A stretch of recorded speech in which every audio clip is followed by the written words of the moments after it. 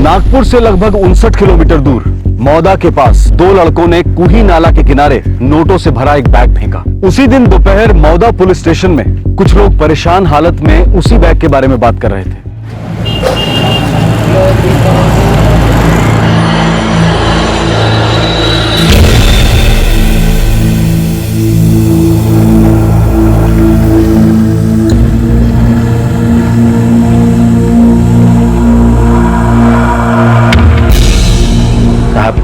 मेरे बेटे आशीष ने पैसों की बैग बलराम भाऊ की बेटी कल्पना के हाथ दे दिया और हम लोग गाड़ी से उतर गए। ये बात पावर दोना कामठी रोड की है ना?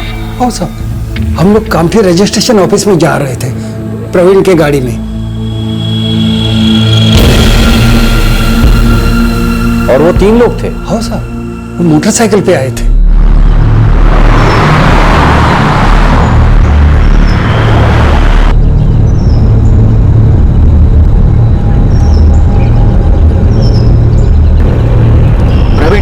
एक मिनट थांबाओ जरा, खाली होना है मेरे को। अरे बाबा, मुझे नहीं जाना।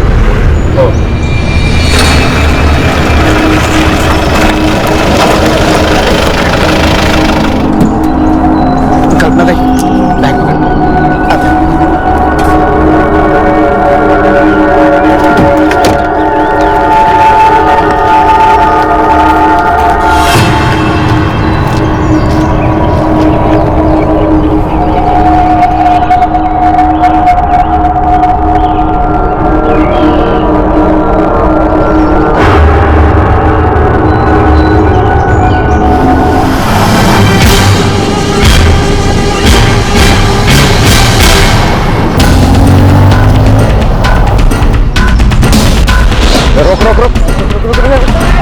खोल दरवाजा, जल्दी खोल, चल जल्दी। बोला ना दरवाजा खोल, दरवाजा खोल, खोल जल्दी, चल खोल, खोल दरवाजा।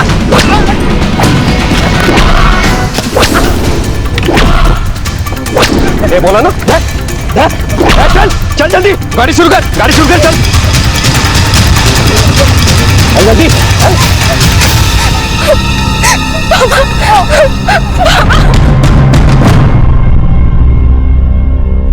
सब कुछ इतना अचानक हुआ कि कुछ पता ही नहीं चला। हम कुछ बोलते कुछ करते, उसके पहले वो लोग भाग गए। मेरी बेटी इतनी डर गई थी कि डर के मारे उसने पैसों की बैग उनको दे दी। चाकू था साहब उनके हाथ में, वो लोग मार डालते मुझे। कितने पैसे थे बैग?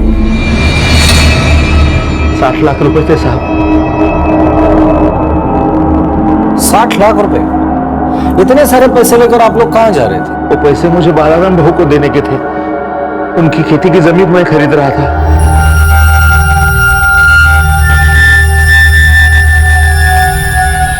पावर दोना के नजदीक मेरी 5 एकड़ जमीन है, वो दामोदर भाऊ खरीदने वाले थे। साहब हम लोग कामठी रजिस्ट्रार ऑफिस ही जा रहे थे, उधर ही पैसों की लेन देन करके वो जमीन के कागज हमारे नाम पे करने वाले थे। तुम आशीष हो ना, दामोदर भाऊ के बेटे? हो साहब। और ये मधु गांव का साहब, मेरा दोस्त है, उस दिन साथ में ही था। वो इतनी बड़ी रकम थी तो मैंने इसको बोला था साथ चल करके। दामोदर भाऊ आप कहाँ रहते हैं? साहब अंबाड़ी।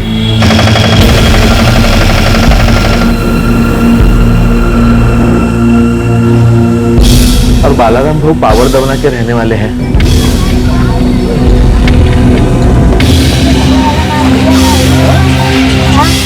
मैं, मेरा बेटा आशीष और उसका दोस्त मधु सवेरे निकले थे गांव से।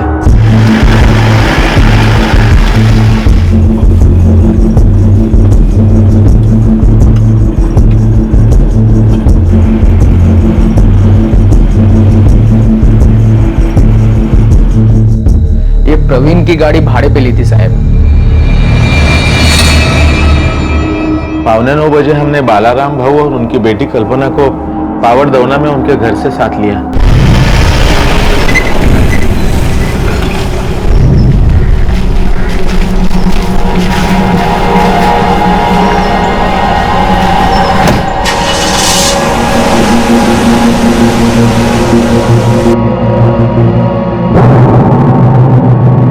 हम लोग कामठी रजिस्ट्रेशन ऑफिस जा रहे थे, तब ये लफड़ा हुआ।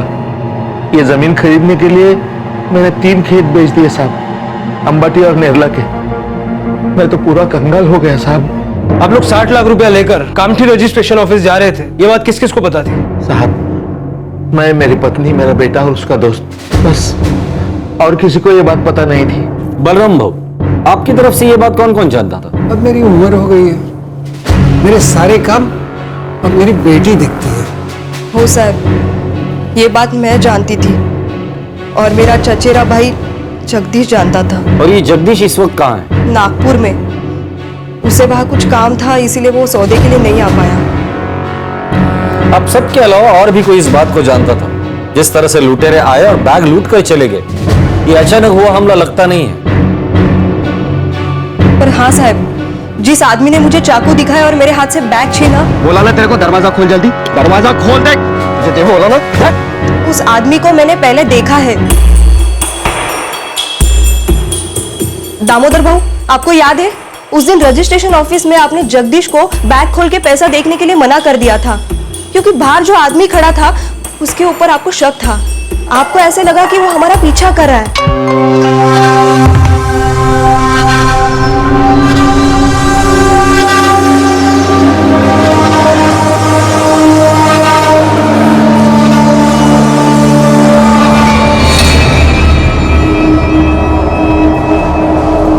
दामोदर भाऊ, दस्तखत करने से पहले मैं एक बार रुपए की बैग देख लेना चाहता हूँ। जगदीश बेटा, ये जगह ठीक नहीं है पैसे देखने के लिए। क्यों? बहुत लोगों की नजर होती है यहाँ पर, और मुझे डर है कि किसी की नजर इस सौदे पर है। अंदर आए ना हम लोग तो उसकी नजर हम पर ही थी।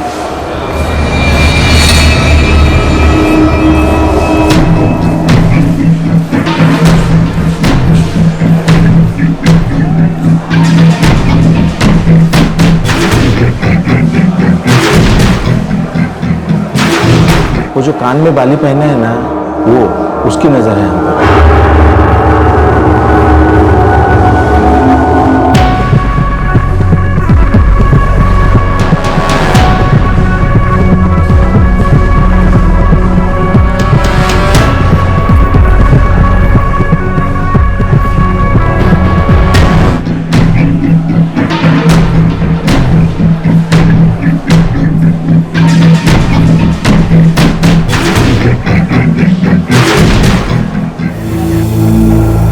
वो जो कान में बाली पहने हुए था वो?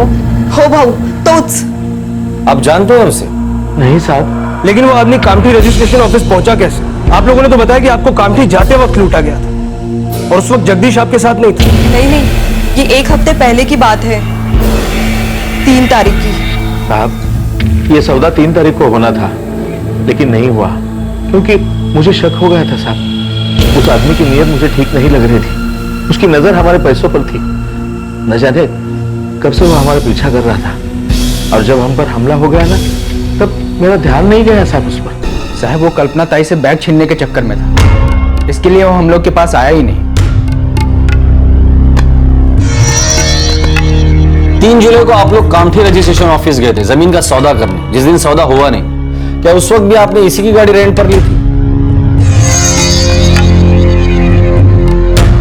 नहीं साहब, उस दिन हम लोग दूसरी गाड़ी से गए थे, और बलाराम काका, कल्पना ताई और जगदीश भाऊ दूसरी गाड़ी से आए थे। 11 जुलाई 2013 को जमीन के सौदे के लिए गई 2 पार्टीज पर हमला हुआ और उनके पास से 60 लाख रुपए लूट लिए गए। लेकिन ऐसा लग रहा था कि लूट की साजिश पहले ही की गई थी, क्योंकि इससे पहले 3 जुलाई 2013 को भी यह सौदा होना था और लूट के डर की वजह से नहीं हुआ था। क्या यह एक सोची समझी साजिश थी?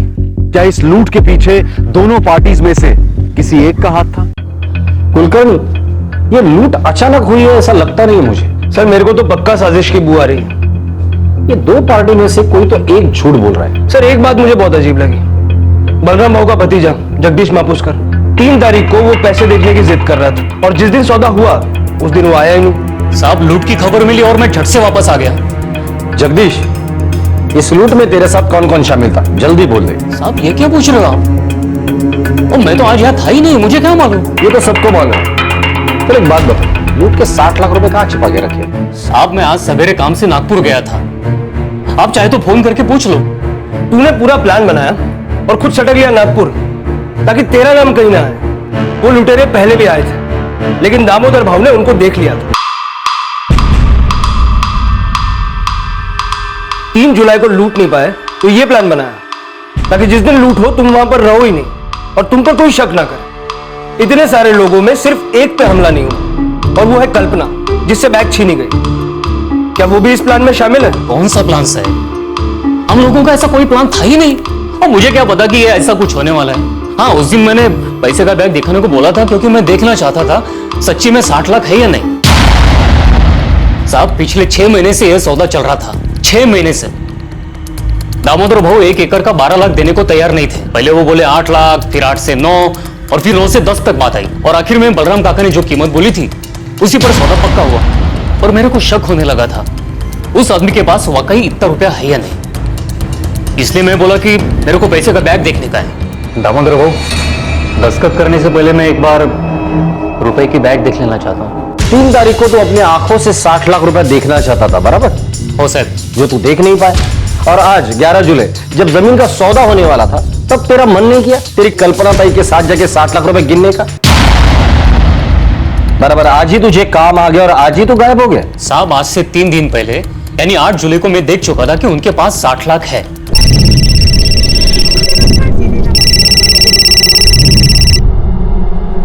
हाँ दामोदर भाऊ, बोला। जगदीश, अरे 11 तारखेचा दिवस खूप चांगला आहे। हम लोग 11 तारीख को सौदा पक्का करते हैं, चलेगा? ठीक है भाऊ, पर भाऊ 11 को मैं नहीं आ सकता। जगदीश, तू एक काम करना, तू आज ही आके पूरा 60 लाख रुपया गिन ले। तेरे को शक है ना मेरे पास इतना पैसा है कि नहीं? नहीं भाऊ, ऐसी कोई बात नहीं है। तू आज आ सकता है ना? ठीक है, मैं दोपहर तक आता हूँ। हाँ हाँ, चलेगा।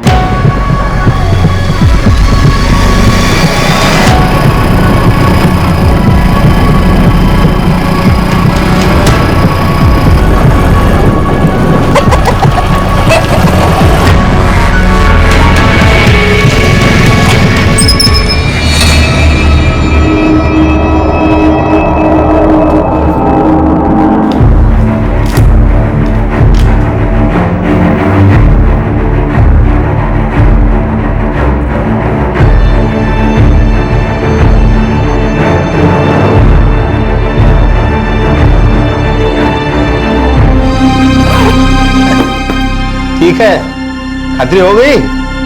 हो भाऊ, आओ अब गलत मत समझो। क्या है, बलराम काका की उम्र हो गई है, उनका कोई बेटा तो है नहीं, इसलिए सोचा एक बार पक्का कर लूं। बराबर है, अपनों का इतना ख्याल तो रखना पड़ता है। लो, चाय पियो। मेरा शक दूर हो गया, इसलिए मैं हाँ बोला आप लोग 11 को सौदा पक्का कर लो। और 11 को तो मैं जाने वाला था नहीं, इसलिए आशीष और दामोदर भाऊ को बोला कि आप लोग जाते जाते बलराम काका और कल्पना ताई को साथ ले ले और वहीं से कामटी चले जाए।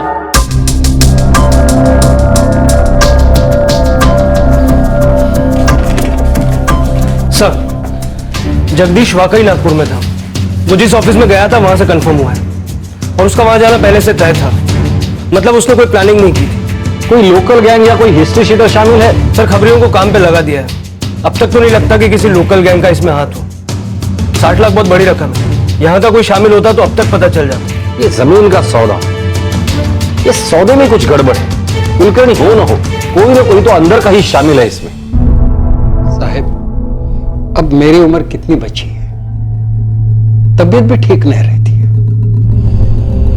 इसलिए मैंने सोचा कि अपनी जमीन बेच दो और जो मिले 2 बेटियों में बांट दो। मेरा कोई बेटा भी नहीं है, इसलिए मैंने अपने गांव के जमीन का सौदा करने वाले मुकेश जाधव को बोला, कोई ग्राहक होगा तो देख। और साहब, मेरा काम तो जमीन खरीदना और बेचना है। कम कीमत पे जमीन खरीदो और भाव बढ़ जाए तो उसे बेच दो। मुकेश यादव को मैं जानता हूं साहब, और हमारे इलाके के सारे दलाल मुझे भी जानते हैं। वो 5 एकड़ की जमीन है और पावर दोना आपके खेत को लग के। अच्छा, लेकिन भाव क्या बोलता है वो? बेचने वाला तो महंगा बोलेगा और खरीदने वाला सस्ता। ये तो चलता ही है। आप मीटिंग फिक्स कर लो, बात हो जाएगी। मुकेश यादव दलाल है, पर सौदे की दोनों तारीख को आप लोगों के साथ नहीं था, ना ही 3 जुलाई को, ना ही 11 जुलाई को।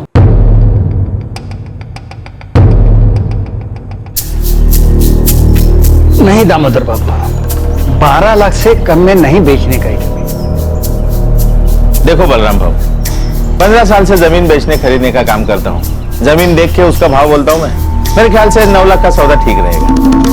आप कोशिश कर लो, आज से ऊपर आपको कोई नहीं देगा। इतनी जल्दी नहीं है, पर घाटे में तो नहीं बेचने का जमीन, यानी गरज ही नहीं। ठीक है, मर्जी तुमची, आप सोचो, मैं भी सोचता हूँ। अच्छा, चलता हूँ फिर। बलराम भाऊ, हम अगर मुकेश भाऊ को इस सौदे से दूर रखते हैं तो उसमें तुम्हारा भी फायदा है और मेरा भी फायदा है। देखो, 1 महीना हो गया, जमीन की सौदेबाजी हो, उसके बारे में बातचीत हो, हम लोग ही तो कर रहे हैं, तो फिर दलाली किसी को काय को देने का है ना। अच्छा, चलता हूं।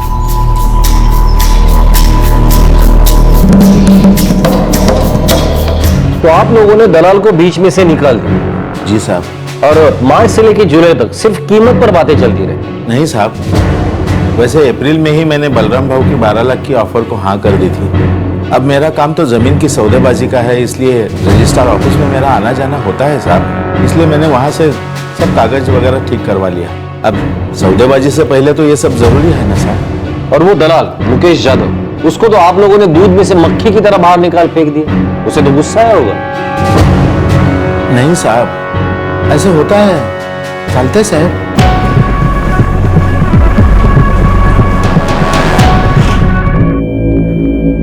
दोनों पार्टी मिलके दलाल को बीच से हटा दे तो हम लोग क्या कर सकते हैं साहब? मुकेश यादव, बदला लेने का ख्याल नहीं है तुम्हें? गुस्सा तो आता है साहब, पर धंधे में नुकसान कौन चाहता है? दोनों पार्टी अटके बैठी थी, एक 9-10 पर, दूसरा 12 लाख पर। मैंने सोचा ये सौदा होने का ही नहीं है, टाइम बर्बाद होगा सिर्फ। पर सौदा हुआ, और अगर तुम उसमें शामिल होते तो अच्छा खासा कमीशन मिलता, वो भी दोनों पार्टी से। साहब, आप बोलना क्या चाह रहे हो? ये लूट मैंने करवाया? अगर तुमने नहीं करवाया तो फिर किसने करवाया? साहब, मैं फैमिली वाला हूँ, बरसों से दलाल हूँ साहब। अब फैमिली को खतरे में डालकर सौदा थोड़ी करूंगा। बरसों से जमीन के धंधे में हो, तुमको तो सब पता रहता होगा कब और कौन सा सौदा होने वाला है। साहब, रजिस्टर ऑफिस में रोज कितने सौदे होते हैं, अब मैं उन पे ध्यान रखूंगा या अपने धंधे पर? 60 लाख मुकेश यादव, 60 लाख। अच्छे इंसान का ईमान डगमगा जाता है, और तुम्हारे तो पेट पे लात मारी थी दामोदर भाऊ ने। साहब, एक बात बोलूं, वोट दोनों पार्टी में से किसी एक में। एक बोलती है रुपया देखने का है, और दूसरा बोलता है बार लूट का खतरा है। तो कुछ नहीं होता, अगली बार लूट होती है। साहब, इतनी बरस इतनी जमीन बेची, ऐसा पहली बार देखा साहब। आप मेरा खबर खोद डालो, आपको कुछ नहीं मिलेगा। मैं इस सौदे में आया बलराम भाऊ की वजह से, और दामोदर भाऊ से बात बढ़ाई। अब उन दोनों का लगा कि मेरे को बीच में नहीं रखने का। अब मेरे को क्या बोला, अब क्या होगा? इस सौदे में जरूर कुछ गड़बड़ थी। बेचने वाले या खरीदने वाले में से किसी एक के मन में लालच आ गया था। पुलिस को अब तक ऐसी कड़ियां नहीं मिल पाई थी जिन्हें जोड़कर कोई कहानी बन सके और यह पता चल सके कि आखिरकार ये लूट करवाई किसने थी, कौन था वो शातिर खिलाड़ी। उसी शाम लुटेरों में से 2 ने डकैती की जगह से कुछ ही दूर पर लूट का बैग फेंक दिया।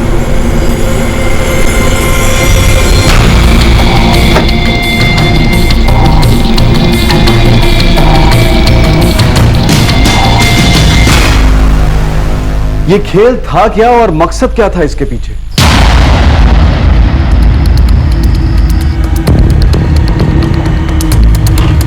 सर, किसी के भी कॉल रिकॉर्ड से ऐसा नहीं लगता कि उनमें से कोई भी इसमें शामिल है। फिर भी ये लूट मुझे सोची समझी साजिश लगती है। लुटेरों को पता था कि माल कहां है और कब और कहां जाने वाले हैं। सर, ये जो गाड़ी भाड़े से ली थी प्रवीण कापसे की, कहीं उसका तो हाथ नहीं?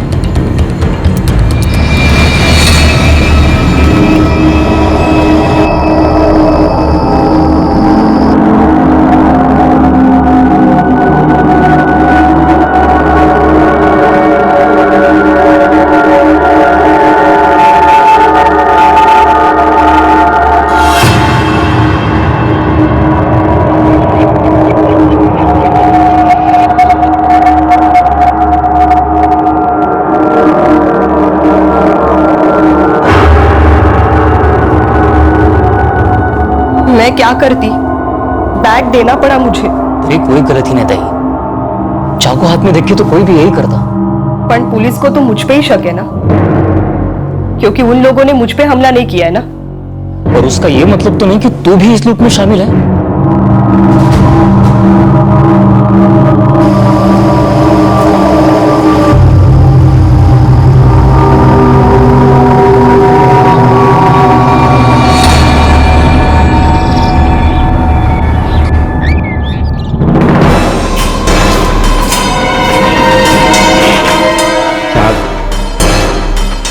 मैंने ही मेरे बेटे को गाड़ी भाड़े से लेने को कहा था। हो साहब, मैंने ही प्रवीण की गाड़ी भाड़े से ली थी। ये प्रवीण कब से जान पहचान वाला था? नहीं साहब। हो सकता है वो लुटेरों से मिला हुआ हो। और ऐसा कैसे हो सकता है? वो कल्पना ताई ने एक हफ्ते पहले ही उनमें से एक को देखा था। तब तो हमने प्रवीण कापसे की गाड़ी भाड़े से ली नहीं थी। गाड़ी तो इस बार भाड़े से ली है। उनको किधर मालूम होएगा कि कौन है वो लोग? जब जान पहचान वाला नहीं था तो उसकी गाड़ी भाड़े से कैसे ली तुमने? नाम सुना था साहब। कहाँ और किससे? छोटा सा तो गांव है साहब। कौन क्या करता है, कौन भाड़े से गाड़ी चलाता है, सब मालूम पड़ता है।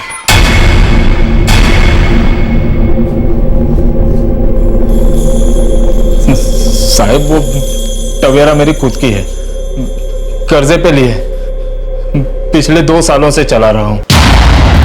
इस लूट में तेरे साथ और कौन कौन था? देख प्रवीण, हमें पता चल चुका है कि इस लूट में तेरा भी हाथ है।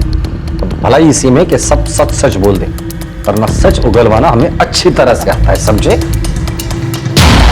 साहब मैं गाड़ी का मालक चालक हूँ, किराए पे गाड़ी चलाता हूँ। एक टाइम का 2000 रुपया मिल जाता है। इस टाइम बोला था चुप रहने का 3000 मिलेगा। अब ये भी बता दे, ये चुप बैठने के 3000 रुपए कौन देने वाला था तुझे? राजेश बापट।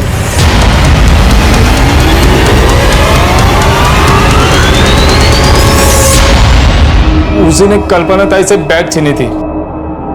बाकी मुझे कुछ नहीं मालूम साहब। राजेश बापट? लेकिन कल्पना ने तो उसे कामठी रजिस्ट्रेशन ऑफिस में पहले ही देख लिया था। फिर उसने तुझे 3000 रुपए क्यों दिए? और उसे कैसे पता था कि दामोदर भाव को गाड़ी लगने वाली है? राजेश ने गाड़ी किराए पे ली थी। उसी ने कहा था आशीष भाव को फोन कर, उनको एक गाड़ी की जरूरत है। राजेश बापट ने तुझे कहा था कि आशीष केंकरे को फोन करे, लेकिन गाड़ी तो आशीष ने बुक की थी ना? नहीं साहब, राजेश ने किराए पर ली थी। उसी ने आशीष के पास जाने को बोला था।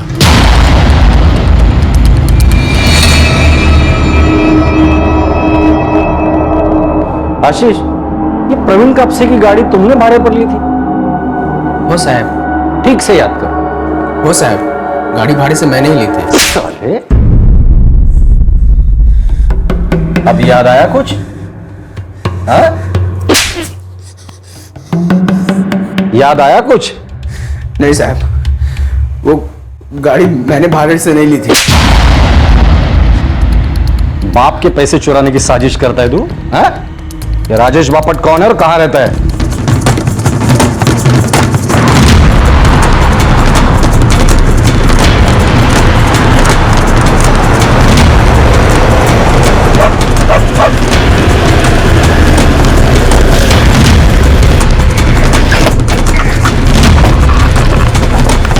साहब मैंने क्या किया साहब?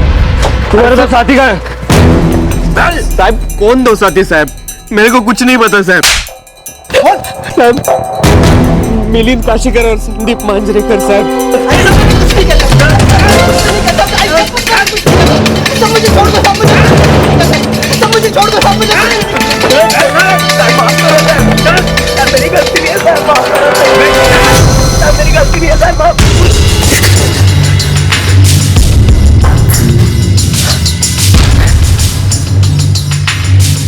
तुम में से सबसे पहले मुंह कौन खोलेगा? बोलो। मी सांगतो ना साहब, मैं सब कुछ बताऊंगा साहब आपको। फटाफट बोलो। देखिए साहब, मेरे को आशीष से ये मधु ने मिलवाया साहब। वो आशीष का दोस्त है साहब, और मेरा भी। उसने बोला कि कुछ लूटने का है। अबे पर लूटने का क्या है ये तो बोलो। एक बैग, माल कितना मिलेगा? 5000। काम मुश्किल है? नहीं रे, एकदम आसान है। सुन, 3 जुलाई को मैं और आशीष के बाबा के साथ कामठी रजिस्टर ऑफिस जाने वाले हैं।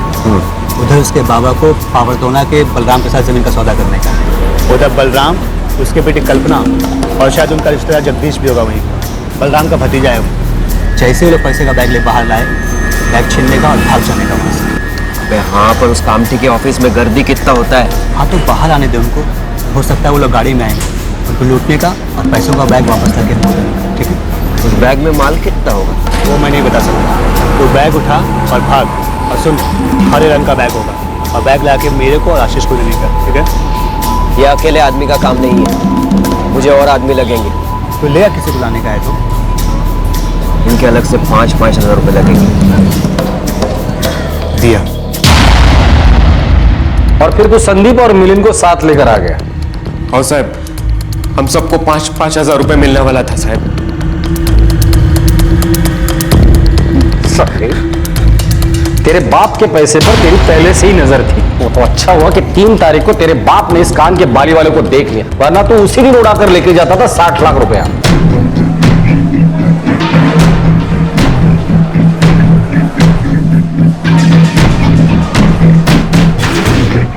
एक बात बता, लूटना ही था तो सीधा बाप को ही लूट लेते। क्या फर्क पड़ता था कि पैसे दामोदर से लूटे या बलराम से? और उसके लिए 11 तारीख तक रुकने की क्या जरूरत थी? 3 तारीख को ही बाप को लुटवा देता।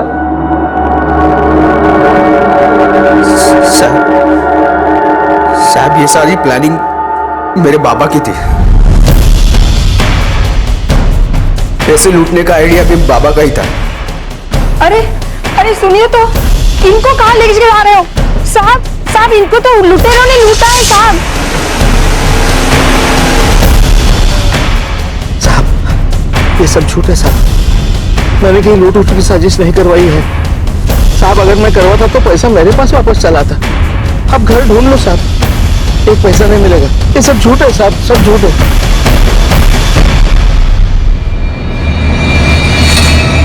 पैसे तुम्हारे पास कहां से आते दामोदर भाऊ?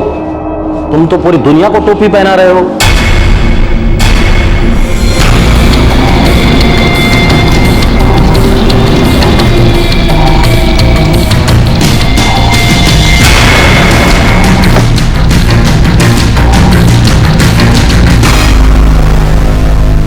दामोदर और उसके बेटे आशीष ने ना सिर्फ लूट की प्लानिंग की, बल्कि एक अजीब सा आइडिया इस्तेमाल किया। उन्हें कोई फर्क नहीं पड़ता था कि लूट का रुपया उन तक आए या ना आए। रुपया बलराम महापुष्कर की बेटी के हाथों से छीना गया था, मतलब जिम्मेदार बलराम था। इसलिए दामोदर किसी भी बहाने से उससे जमीन छीन लेता, बिना कुछ दिए भी। क्या यह सब दामोदर ने करवाया? हो काका, ये सब खेल उनका ही था और बेटा भी मिला हुआ था।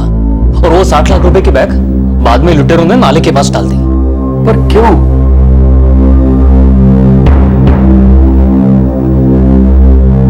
बैग हमारे पास नहीं है साहब। उसको हमने कल शाम को कोई फाटा नाले के पास डाल दिया साहब। लूट का रुपया कहां है?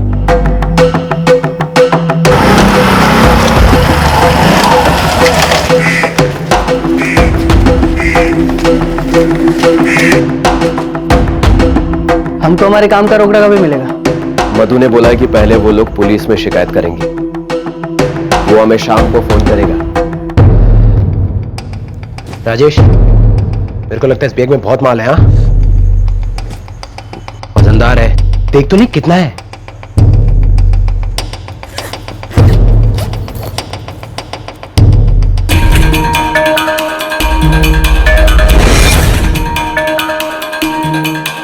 साहब, उस बैग में हजार रुपए की 60 गड्डियां थी। बड़ा शपथ साहब, इस तरह का झोला आज तक मैंने नहीं देखा। ऊपर और नीचे की नोट असली, बाकी सब नकली। कोरी कागज, रंग लगा था कोने कोने पे।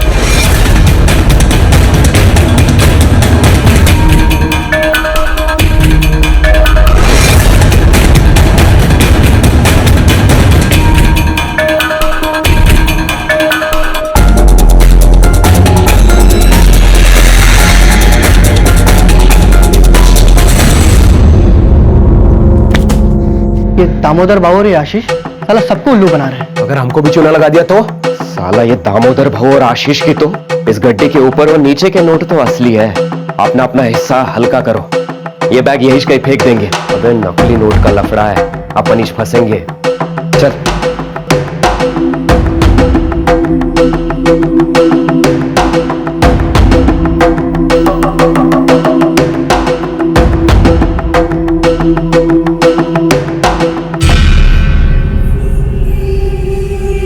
जिसके हाथ ये बैग लगा वो तो फंसा। चलो।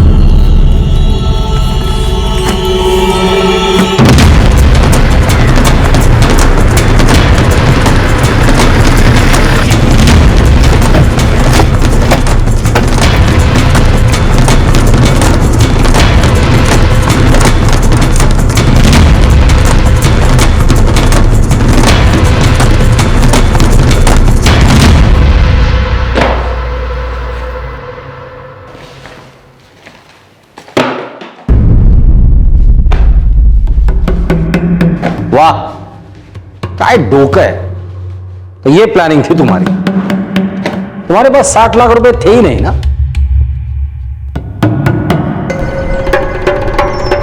जमीन बड़ी अच्छी है और मुझे इसे हाथ से नहीं जाने देना है। सोने के भाव बिकेगी बाद में। पर बाबा 60 लाख रुपए किधर से आएंगे? तू अगर मेरी मदद करेगा ना तो एक काम हो सकता है। हमें कुछ देना नहीं पड़ेगा और ये जमीन हमारी हो जाएगी। और बालाराम काका बिना पैसे दिए जमीन देंगे क्या? तू चिंता मत कर उसकी। बालाराम भाऊ को मैं अच्छी तरह से जानता हूं। उनके जमीन के कागजात मैंने ठीक करवाए हैं ना। बड़ा नेक दिल इंसान है, एकदम सीधा साधा। और भरोसे के मामले में तो आंख पे पट्टी बांधने वाला है वो। पर ऐसा कैसा बाबा, बिना कुछ दिए जमीन देंगे क्या? तू कुछ ऐसे लोगों को ढूंढ जो रास्ते में बैग लूटे।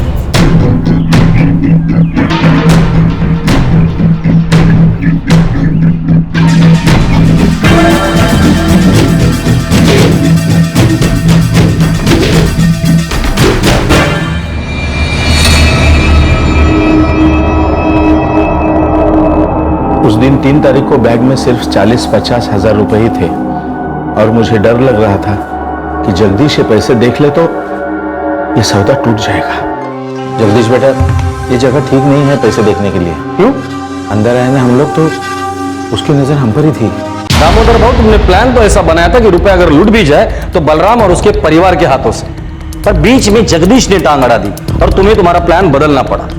राजेश और उसके साथी जो तुम्हारे भाड़े के टट्टू थे, तुमने ऐसा दिखाया कि ये कुछ गुंडे हैं जो तुम्हारा पीछा कर रहे हैं और तुमने उन्हें देख लिया है। वो जो कान में बाली पहना है ना, वो उसकी नजर है।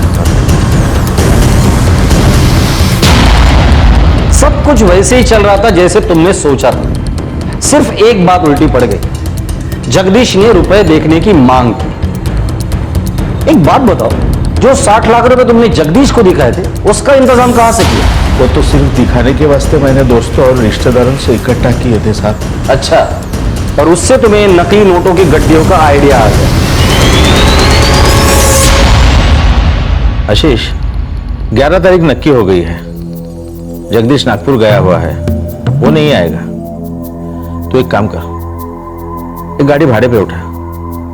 हम लोग जाते जाते रास्ते में बलराम भाऊ और उनकी बेटी कल्पना को लेते हैं। ओ बाबा, कामठी रजिस्ट्रेशन ऑफिस पहुंचने से पहले रास्ते में ही लूट करवाते हैं। हाँ, ये ठीक रहेगा। बैग पूरा भर के 1000 के 60 बंडल होने चाहिए। हो सकता है कल्पना बीच में टांग अड़ा दे। बैग वजनदार होगा ना तो कुछ समझ में नहीं आएगा। इससे पहले कि कल्पना ताई बैग खोल के देखे, ये लोग पैसे लेके उड़ जाने चाहिए। लेकिन उस वक्त बैग उनके हाथ में होना चाहिए, हमारे नहीं। सारा दोष उन पर जाना चाहिए।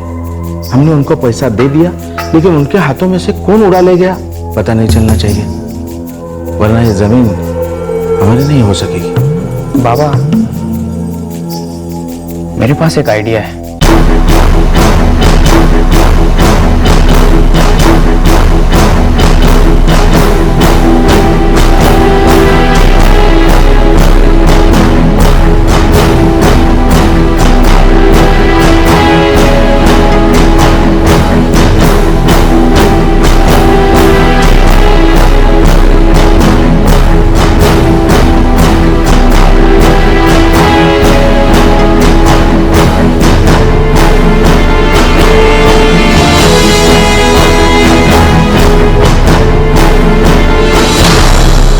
बाबा, अब किसी को डाउट नहीं होगा।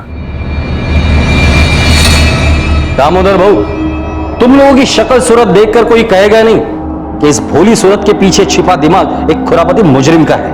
पर एक बात आप भूल गए, गुनाह कभी ही लपटना ही। Crime never page.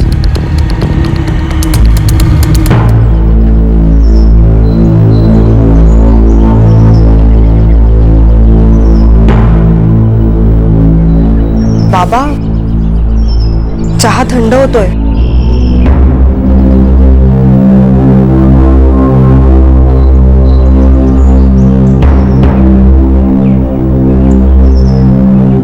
दामोदर का बेटा आशीष, आशीष का दोस्त मधु गावनकर और बाकी सभी आरोपी राजेश बापट, संदीप मांजरेकर, मिलिंद काशीकर और प्रवीण कापसे सब फिलहाल पुलिस कस्टडी में हैं। जो पीड़ित थे उन्होंने ही इस लूट की साजिश की थी। उन्हें लगा था कि वो बड़ी आसानी से सबकी आंखों में धूल झोंक देंगे और पकड़े नहीं जाएंगे, लेकिन पुलिस ने उनका जमा जमाया खेल बिगाड़ दिया। 5 महीनों से दामोदर के साथ न जाने कितना वक्त गुजारा बलराम ने, लेकिन उसे क्या पता था कि उसकी पीठ पीछे क्या साजिश चल रही है। इतने बड़े धोखे की साजिश करना, उसको अंजाम देना और फिर यह उम्मीद करना कि कोई पकड़ नहीं पाएगा, ये सारे ख्याल दिमाग में आते कहां से?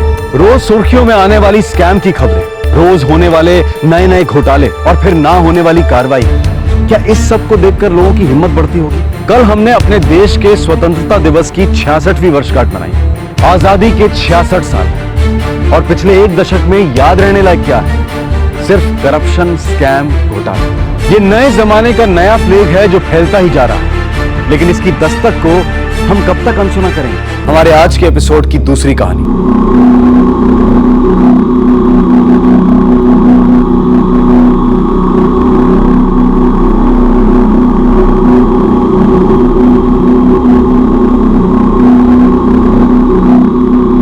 शिनाख्त नहीं हुई, नाम तक नहीं? नहीं सर, अब तक कुछ पता नहीं चला।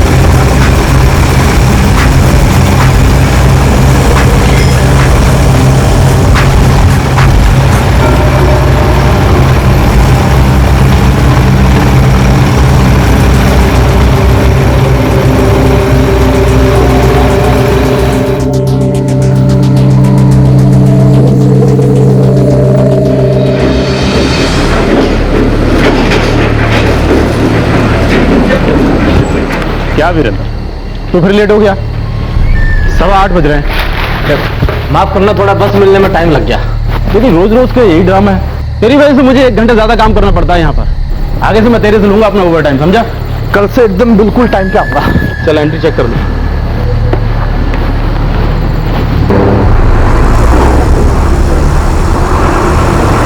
थैंक यू यार। अरे कितना? 80, 55, 8.5 पे।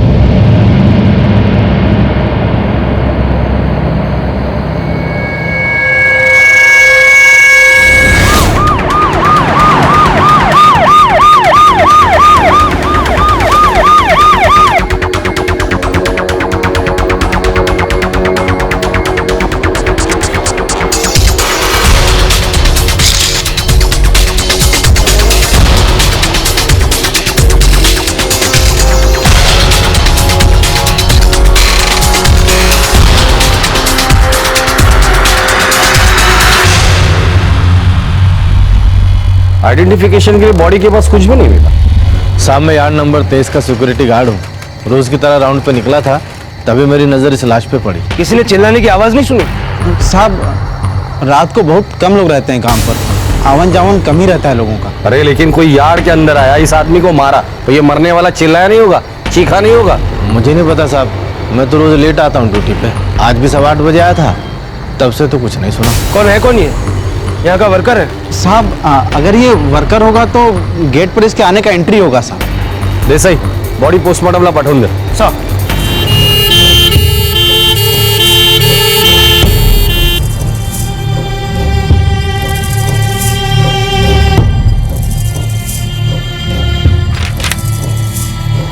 नहीं साहब, इसकी कोई एंट्री नहीं है यहाँ पर। तो फिर ये अंदर कैसे आया?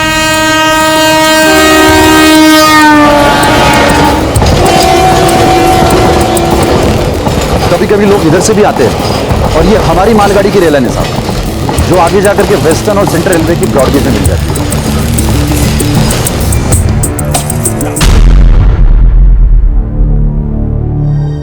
कौन था वो आदमी और क्यों मारा गया?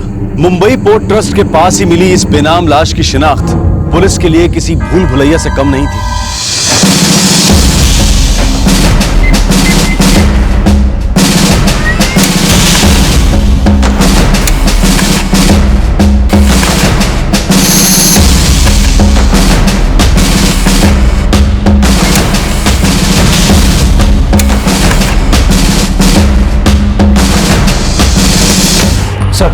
मुंबई और आसपास के सारे पुलिस स्टेशन से पता किया, ऐसी कोई मिसिंग कंप्लेंट नहीं है और ना ही इस आदमी के बारे में कोई जानकारी। डेड बॉडी के पास भी हमें कुछ नहीं मिला, ना सेल फोन ना आईडी कार्ड, जिससे यह पता चल सके कि इस आदमी का नाम क्या है, रहता कहां है, सिवाय सिनेमा के 2 टिकटों के।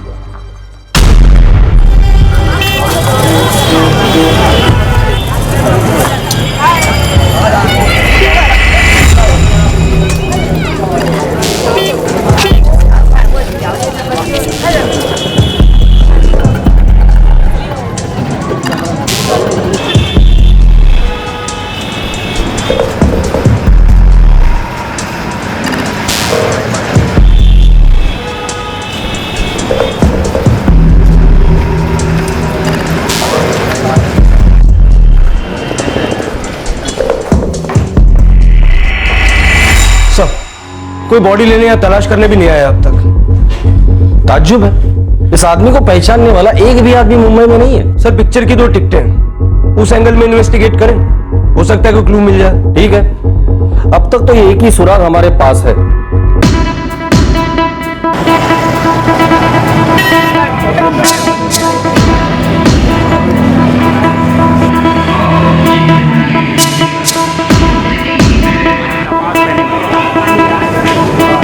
सर, बहुत ही छोटा सा थिएटर है ये हमारा, 30 रुपए का टिकट है आज के जमाने में भी। यहाँ पे सीसीटीवी कैमरा कहाँ से लगाएंगे साहब? ये फोटो ध्यान से देखो, 4 जुलाई को ये आदमी यहाँ पिक्चर देखने आया था। देख के बताओ, पहचानते हो इसे? नहीं सर, पता नहीं कौन है, रोज बहुत सारे लोग आते हैं यहाँ पे सर। पर साहब एक बात है, शायद आपका किसी काम आ जाए। बोलो। सर, मजदूर टाइप के लोग ज्यादा आते हैं यहाँ पे और बाजू में कोठे हैं, कुछ लोग तो वहां से लड़कियां भी लाते हैं और हो सकता है ये किसी का कस्टमर हो और वो पहचान जाए।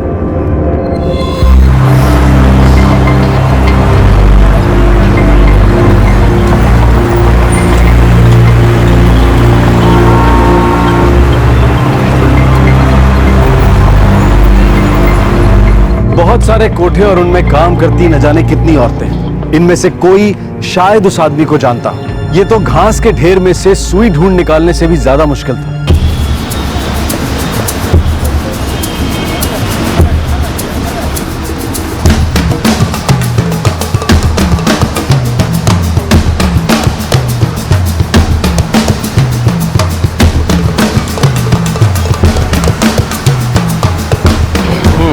ये हो गया, ये हो गया, ये हो गया, ये हो गया और वो पीछे वाला एरिया भी हो गया ना? हाँ सर, पर अभी भी 4 एरिया बाकी है। चलो वो भी देख लेते हैं, शायद कुछ मिल जाए।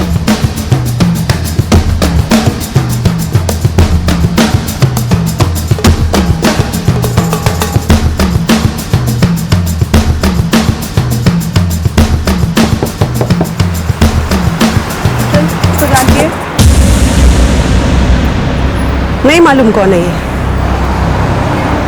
नहीं जानती मैं।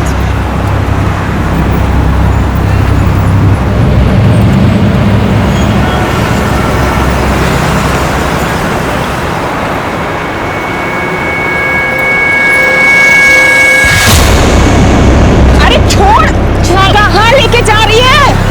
अरे बोल ना। नाज़नीन नाम है इसका। तू नहीं जानती है आदमी कौन है? मैंने उधरिच बोला था कि नहीं जानती करके, क्या वो खाली फिर टाइम वेस्ट करने का। तेरे पास वाले कमरे में जो रहती है उसका नाम बता। वो तो रुखसाना है। नहीं मालूम कौन है ये। देख नाज़नीन, हमें पक्का बताया कि ये रुखसाना उस आदमी को जानती है। हाँ तो उसको पकड़ने का साहब, मैं वो काय को परेशान करने का। तू सिर्फ इतना बता रुखसाना झूठ बोल रही है ना? साहब मैंने उस आदमी को एक दो बार आते जाते देखा था रुखसाना के पास, हो सकता है वो भूल गई हो।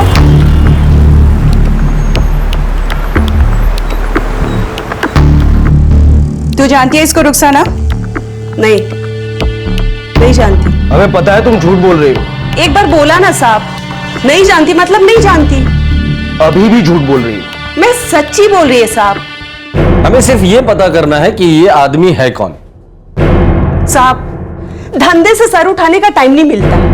अब क्या मैं हर आने जाने वाले का फोटो खींच के मोबाइल में रखेगी? अरे नहीं पड़ने का इस लफड़े में मेरे को साहब। तेरे पास आया था? हर आदमी का चेहरा देखेंगे ना तो जीना मुश्किल हो जाएगा। हम हाथों का रोकड़ा देखते हैं, आदमी का चेहरा नहीं। देख रुखसाना, मैं जानता हूं तू लफड़े में नहीं पड़ना चाहती, पर ये लफड़ा नहीं है, एक्सीडेंट का केस है। एक्सीडेंट में मरा ये।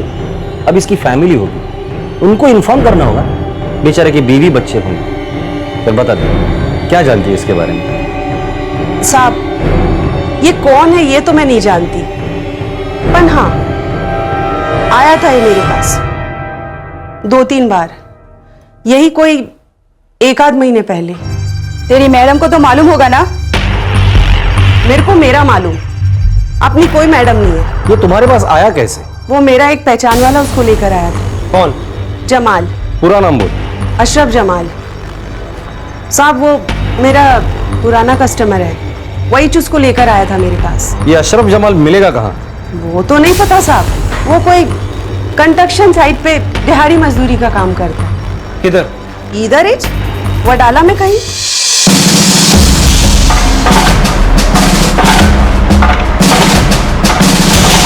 नाम से तो याद नहीं होगा सर, और वैसे वो लोग तो दहाड़ी पे आते हैं, रोज तो आते नहीं है।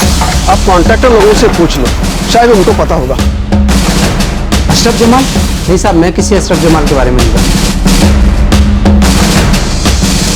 बंगाल वाला अशरफ जमाल तो नहीं साहब?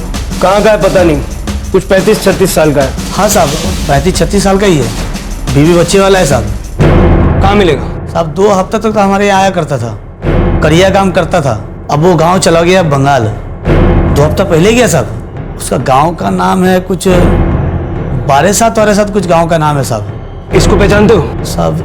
नहीं, मैं नहीं जानता साहब। मैंने पहले ही कहा था नहीं पढ़ने का मेरे को इस लफड़े में। अब आप लोग खाली पीली मेरे को अप डाउन कराओगे। ज्यादा मच मत कर, तू जानती है वो आदमी कौन है? तेरे को चलना पड़ेगा अभी। ये अशरफ जमाल बंगाल का है ना? हाँ साहब। बारासात का बराबर? हाँ, 12 ही बोला था वो। देखो रुखसाना, इस आदमी को जानने वाला सिर्फ एक ही आदमी, और वो है अशरफ जमाल। अब हम में से कोई नहीं जानता कि अशरफ जमाल है कौन और दिखता कैसे है। तुम्हें हमारे साथ चलना होगा उसे पहचानने के लिए। और कितने दिन धंधा बंद रखेगी साहब? मेरे को ही लफड़े में मत फंसाओ। हाँ रुखसाना, इस आदमी की लाश अस्पताल में लावारिस पड़ी है। हमें इस आदमी का नाम तक पता नहीं, और इंसानियत के नाते हमारा फर्ज बनता है कि इसके घर वालों को हम खबर कर दें। अबकी मुंबई में मैं ही बची थी इंसानियत का फर्ज निभाने के लिए।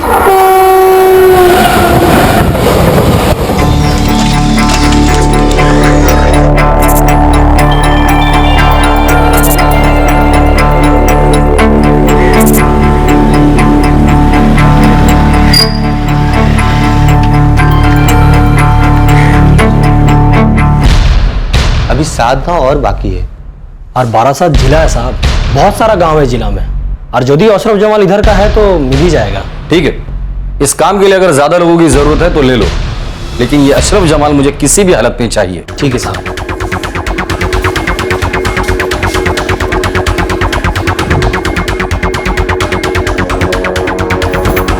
मैडम 5 दिन से इधर पड़ी, और कितने दिन रहने का इधर मेरे को?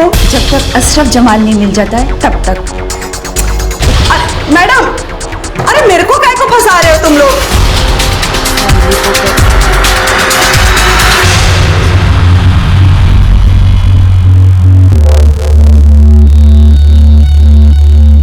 उस बेनाम आदमी का खून हुए 2 हफ्ते गुजर चुके थे, लेकिन पुलिस को अब तक उसका नाम भी पता नहीं चला था। लगभग 10 दिन तक पश्चिम बंगाल में रहने के बाद पुलिस को इस केस का पहला सुराग मिला। अशरफ जमाल के बारे में जानकारी मिली, जो शायद मरने वाले को जानता था।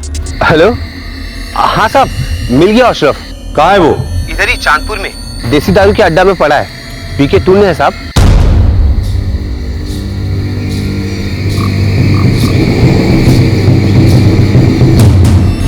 अरे दादा কোথায় নিয়ে যাচ্ছেন আমারে বলুন তো দেখি আরে আমি যাব তো আমি যাচ্ছি তো अरे আমরা নিয়ে যাচ্ছি চলো अरे वाह गाड़ी भी लेके आ गए तुम तो हैं अच्छा चलो गाड़ी নিয়ে যাচ্ছ আমাকে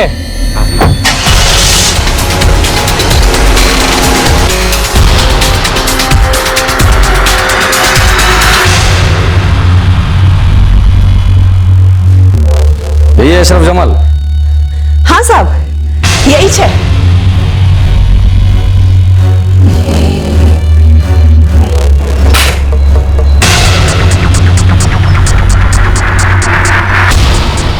अशरफ इसे जानते हो? ये तो हुसैन है साहब इसको क्या हो गया तो हुसैन का पूरा नाम क्या है? नहीं मालूम साहब ये तो हुसैन ही बताया था अपना नाम मैं तो उसको हुसैन करके बुलाता था साहब।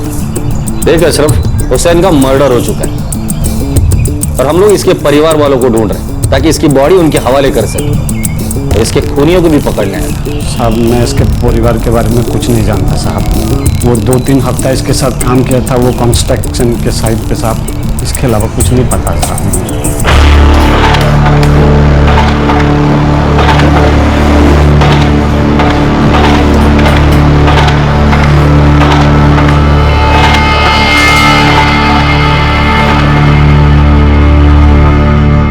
तुम दोनों काम कहाँ करते थे? साहब वो बडाला में जो ऊंची सी बिल्डिंग में काम चल रही है ना साहब वहीं पे काम करते थे साहब। नाम क्या है बिल्डिंग का? ये तो मालूम नहीं है साहब हमें वो स्टेशन से उठा के ले जाते थे हम चले जाते थे साहब। अच्छा वहां का कोई मजदूर या कॉन्ट्रैक्टर वो तो पहचानता होगा इसे?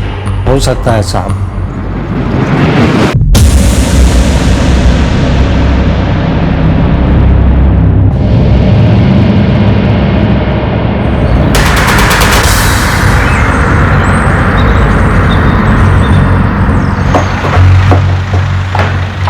हाँ साहब ये हुसैन है। इस हुसैन का पूरा नाम क्या है?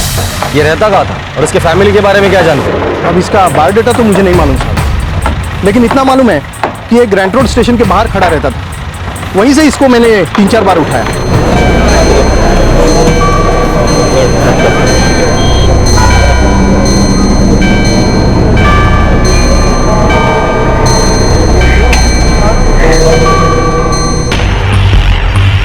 हुसैन का मर्डर हो चुका है हम लोग इसके घर वालों को ढूंढ रहे हैं। इस हुसैन के बारे में क्या क्या जानते हो तुम? ज्यादा कुछ मालूम नहीं साहब लेकिन एक नंबर का बेवड़ा था झगड़ा करने के लिए हमेशा तैयार रहता बात बात पर उसकी खोपड़ी सटकती थी इससे काम करवाना बहुत मुश्किल था साहब कारीगर की कमी ना होती तो मैं इसको कभी काम पर नहीं रखता। मुलजी ऐसी कोई भी बात बता सकते हो जिससे हमें ये पता चले कि हुसैन है कहाँ, इसका दोस्त कौन है, दुश्मन कौन है? ऐसी कोई भी बात बताओ जिससे हमें ये पता चले कि हुसैन का मर्डर हुआ क्यों। एक दिहाड़ी मजदूर है मनोज वो इसको जानता था आप उससे पूछताछ करो। ये मनोज है कौन? वो रोजंदारी पे मजदूरी करता है हुसैन के साथ मैंने कई बार इसको काम पे रखा है। और ये मनोज मिलेगा कहाँ? ये आप कांति से पूछो वो एक लेबर कॉन्ट्रैक्टर है।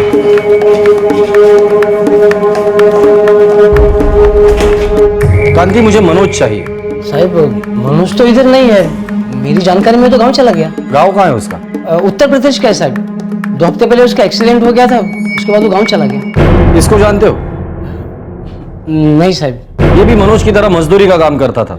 पता नहीं साहब मैं मनोज को ही उठाया करता था प्लम्बिंग के काम के लिए इसको कभी नहीं उठाया। मनोज का कोई फोन नंबर है? हाँ है ना साहब।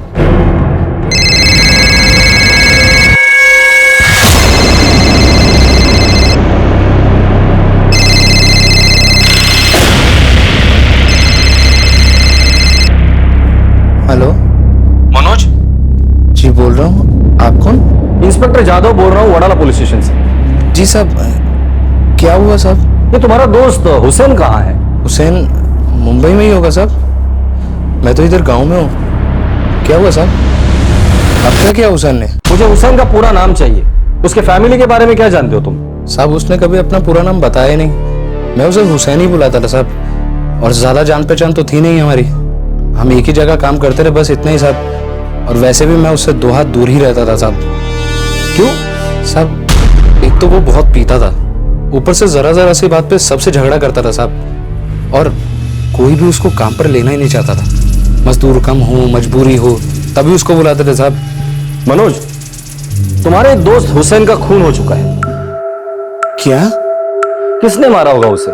साहब ये मैं कैसे बता सकता हूँ साहब, सबसे तो झगड़ा था उसका साहब, ठेकेदार से, मजदूर से, सबसे झगड़ा करता था साहब। सबके साथ उसका झगड़ा होता था, तुम्हारे साथ कभी हुआ नहीं? सब मेरा भी होता था, पर हम लोग साथ में मजदूरी ढूंढते थे, इसलिए वो मेरे साथ ठीक ही रहता था साहब। सोच के बता, कौन हो सकता है इसके पीछे? पता नहीं साहब। ठीक है, कांति तुम जा सकते हो। देसाई, पता करो मनोज उस रात कहां गया था, उसके हर मूवमेंट को ट्रैक करो। हो सकता है इस मर्डर में वो भी शामिल हो और फिर एक्सीडेंट का बहाना बनाकर गांव भाग गया हो। सर, एक मिनट, मनोज का फोन। हाँ मनोज बोलो। साहब एक बात बतानी थी। बोलो। हुसैन का पंगा हुआ था मंटू के साथ, उसी ने मुझे बताया था साहब।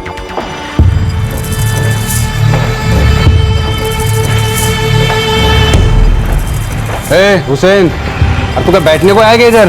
हाँ, काम खत्म नहीं करना तेरे को आज? अबे 2 मिनट बैठ के सांस ले ली तो क्या आसमान सर पे गिरा क्या? अरे 2-2 मिनट करके सब लोग ऐसे सांस लेने बैठ जाओगे ना तो आसमान जरूर गिरेगा, पर मेरे ऊपर। देख, काम करोगे तो पैसा मिलेगा, नहीं तो नहीं।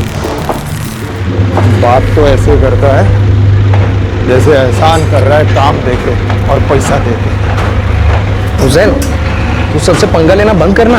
मेरे को पंगा लेने का शौक नहीं है। ये लोग सोचते हैं हम लोग साले इंसान नहीं, जानवर भी नहीं, सिर्फ मशीन है, मशीन। खड़खड़ खड़खड़ खड़खड़ खड़खड़ बटन दबाया, काम चालू। कल वो लंगड़ा मंटू पीछे पड़ गया था, साला किसी दिन खोपड़ी सटक गई ना, उसको ठोक डालूंगा मैं। तू अगर पीना बंद करेगा ना तो सब ठीक हो जाएगा तेरे लिए। ये मंटू कहाँ मिलेगा? साहब ये तो मैं नहीं जानता, पर हुसैन ने ही बताया था कि उसका मंटू के साथ पंगा हुआ था। दोनों देसी दारू के अड्डे पे इकट्ठे जाते थे साहब, और वो मंटू क्या करता था, मजदूर था, क्या था, मुझे नहीं मालूम साहब। मैं सिर्फ हुसैन के मुंह से नाम सुना था उसका। देसी बार का नाम पता है तुझे? उधर वडाला में ही है साहब, रोशनी नाम है बार का, और हुसैन ज्यादातर उधर ही जाता था साहब। तो इस मंटू के बारे में और क्या जानता है, और हम लोग पहचानेंगे कैसे उसे?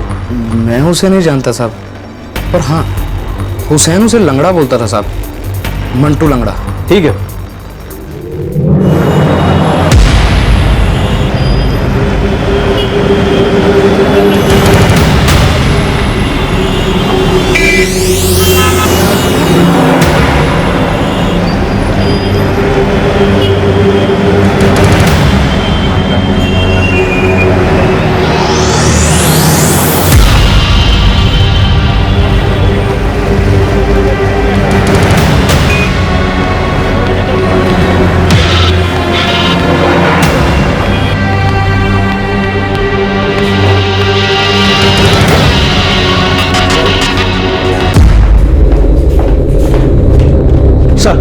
दिन रात हो गई।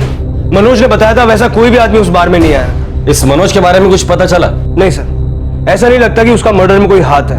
वो जिस साइड पे काम करता है वहां से मैंने कंफर्म किया, उसका वाकई में एक्सीडेंट हुआ था। हुसैन की लाश अभी भी मॉर्ग में वैसी ही पड़ी हुई है।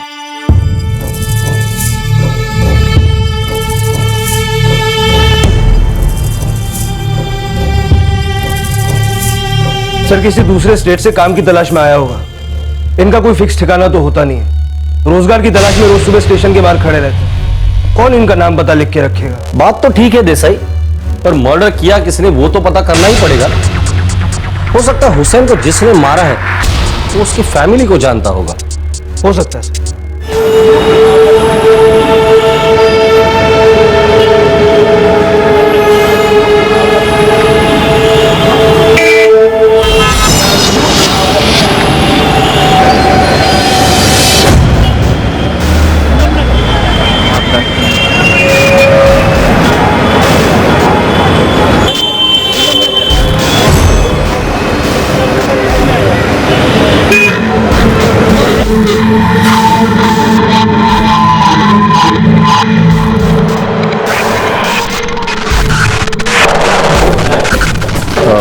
वो आदमी कौन है?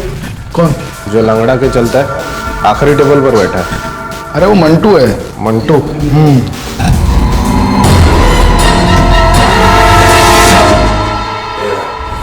क्या हुआ साहब? अरे साहब साहब बोलो ना तुम्हें साहब अरे साहब क्या किए साहब?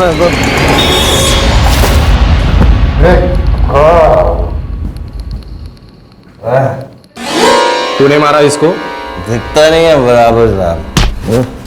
देख, इसका नाम हुसैन है, हुसैन। बहुत दिन लगे पता करने में इसका नाम क्या है। अब तक तो सिर्फ दो ही बातें पता चली है, इसका नाम हुसैन है और इसको तूने मारा है। हुसैन वो मजमत साहब जानता ना उसको? तूने मारा इसको? साहब मरे हुए को कौन मारेगा? अच्छा ऐसा ही, इसको उल्टा लटका दो, फिर ये सब सच बोल दे। नहीं साहब, सब सच बोलेगा ना साहब? साहब कौन मारा किसको सब बोल डालेगा। पौवा पिला दो।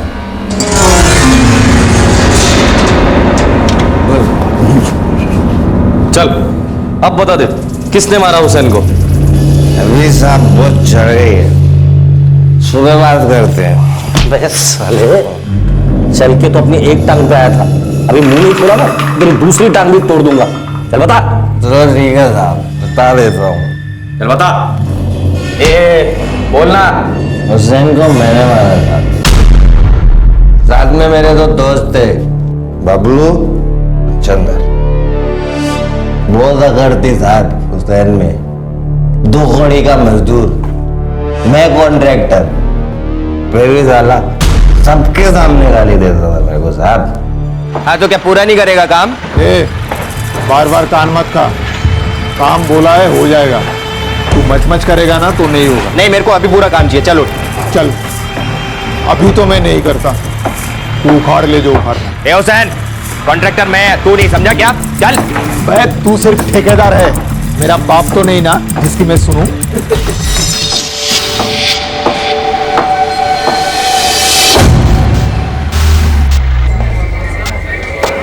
देख हुसैन, कल तूने नाटक किया ना, मैं तेरे को काम पे से निकाल देगा। अबे लंगड़े, तू क्या सोचता है? तू रोटी फेंकता है इसलिए मैं जिंदा हूँ? बाहर की पीता है तू, ठेकेदार कोई तेरे को खड़ा नहीं करता। साले तेरी अकड़ कम नहीं होती? मुंबई के हर स्टेशन पे तेरे जैसे कम से कम 50 लोग खड़े रहते हैं काम मांगने के लिए।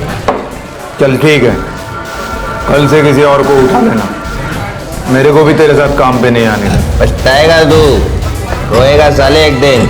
वो दिन कभी नहीं आएगा साले छिंगुर। किसी दिन सटक गई ना तो 2 टुकड़े करके फेंक दूंगा तेरे को। पुलिस पता ठिकाना पूछती फिरेगी तेरी।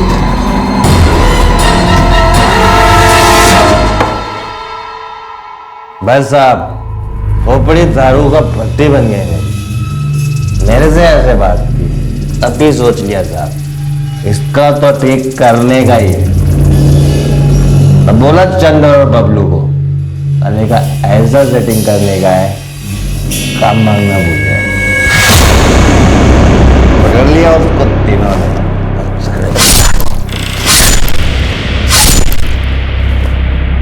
पहले का स्टोरी खत्म। अभी मैं सो जाऊं साहब, नींद आ रही।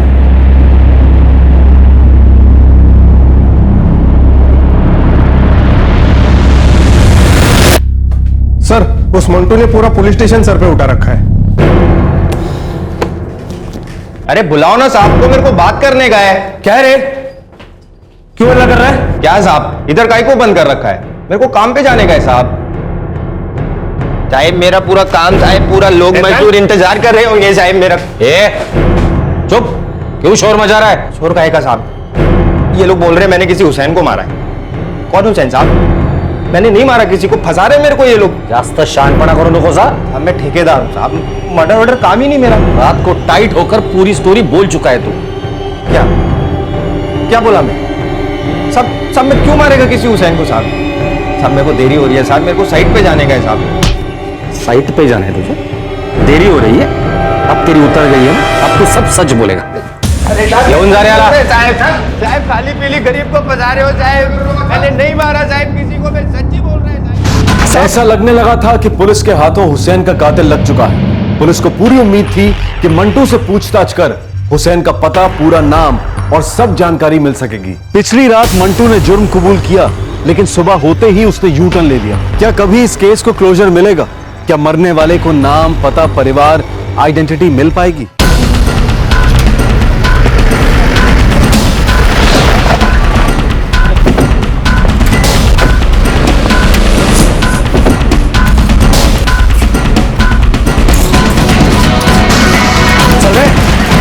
क्या हुआ साहब? साहब मैंने क्या किया साहब?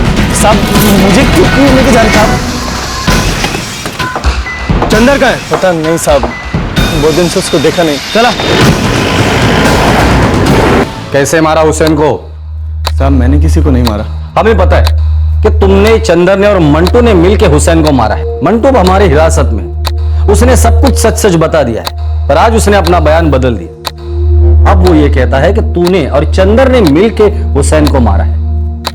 उसका तो कोई हाथ ही नहीं है उसमें। सब बताया उसने, कैसे तूने और चंदर ने हुसैन को मुंबई पोर्टर्स के यहां मारा। साहब वो लंगड़ा बेवड़ा झूठ बोला है साहब, वो भी साथ था हमारे। देखा, मतलब मर्डर में वो तुम लोगों के साथ था और फंसा रहा है तुम दोनों को। बबलू सच सच बता दे, कैसे मारा हुसैन को? साहब मंटू बोला हम दोनों को कि हुसैन बहुत बचपच करता है। हमने भी देखा था साहब, बहुत अकड़ता था वो। तो मंटू बोला कि उसको सबक सिखाने का है। हमको कोई लफड़ा नहीं चाहिए था साहब, सब उसको ही मांगता था। फिर तूने क्यों मारा हुसैन को? साहब वो हम यार ये मंटू, आज तो तू मेरे को पिला रहा है। मेरी तो खोपड़ी सटकती है ना मेरे को देखते ही। अभी अपन ने सोच लिया है, झगड़ा डंडा सब खा। बोल तू क्या बोलता है? सोच के बोल। धार मार के आता हूँ फिर। वे कर देते हैं आज इसका हिसाब। अबे पर इसको मार के मिलेगा क्या? साले पलटी खा रहे हो तुम लोग, बोले थे ना काट दोगे। जाने दे, फालतू के लफड़े में नहीं पड़ने का। अरे तो साला वैसे ही मरा है, 2-4 साल में पी के और मर जाएगा। छोड़ा तुम लोग यार। मैंने सोच लिया, आज से सब झगड़ा खत्म। इसलिए आज मैं तेरे को पिलाया। तू भी क्या याद करेगा साले?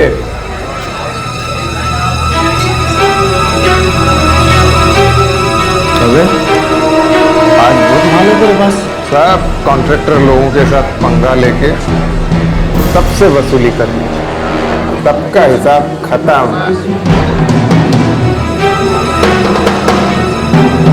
हुसैन चल एक काम करते हैं, उधर बीपीटी गोदी के पास चलते हैं, मस्त ऐश करते हैं।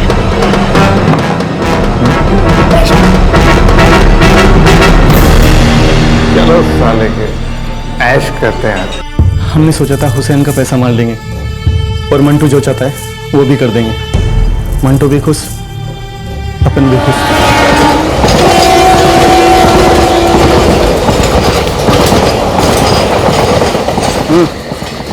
यार्ड के रास्ते से चलते हैं। यार्ड के रास्ते से चलते हैं। क्या बोला? कुछ नहीं, यार्ड से शॉर्टकट लेते हैं। मैं तो थोड़ी देर में लुढ़कने वाला हूँ यार। बस क्या हुसैन, चलना।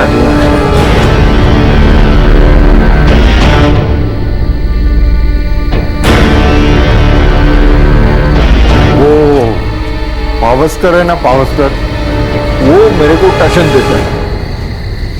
मैंने उसको बोला है चल निकाल मेरे पैसे। वो बोलता है आज नहीं मिलेगा। बोले मिलेगा कैसे नहीं भैया? हैं चल।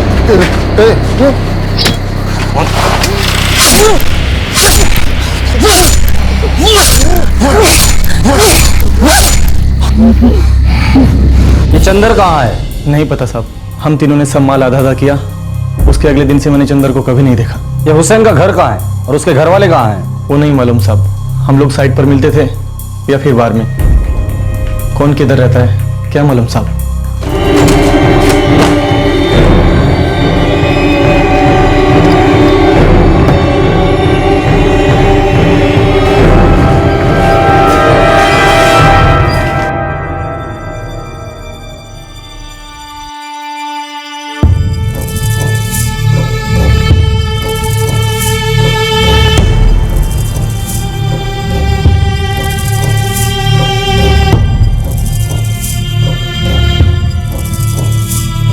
लगभग 1 महीने बाद हुसैन को दफनाया गया।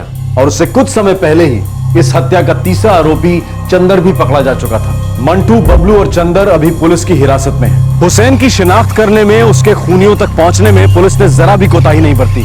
सारी कड़ियां जोड़ ली गई और कातिल आखिर पकड़े गए। एक कड़ी अब तक या फिर न जाने कब तक अनसुलझी रहने वाली थी। हुसैन का पूरा नाम क्या था, कहां से आया था वो और कहां है उसका परिवार?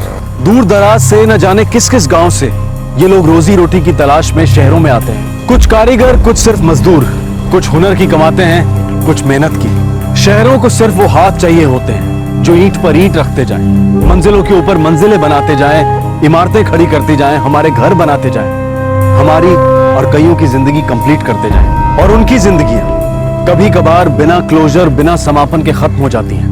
आपसे फिर मुलाकात होगी क्राइम पेट्रोल दस्तक में एक और नए केस के साथ। इस तरह के और भी एपिसोड देखने के लिए हमारे चैनल को सब्सक्राइब करें और बेल आइकन दबाना ना भूलें।